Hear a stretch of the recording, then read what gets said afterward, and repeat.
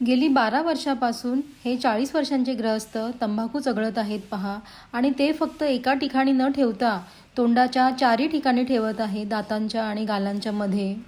त्यांचा एक दात तुटला होता, तो काढण्यासाठी ते आले होते. परंतु पूर्ण ओरल एक्झामिनेशन केलं तेव्हा असं ध्यानात आलं की त्यांची एक साईड आहे ती अजिबात फ्लेक्झिबल नाही आहे. तिथे सबम्युकस फायब्रोसिस म्हणजेच तंबाखू चगळून प्री कॅन्सरस लिजन फॉर्म झालेला आहे. पेशंटला ह्याची अजिबात कल्पना नाही. पहा, पांढरे चट्टे दिसत आहेत वरती.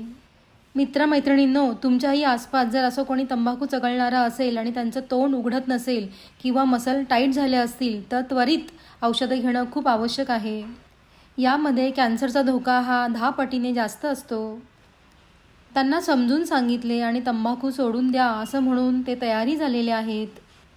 गोळ्यांचा डोस चालू केलेला आहे आणि किमान 3 महिने तरी ह्या गोळ्या त्यांना घ्यायच्या आहेत.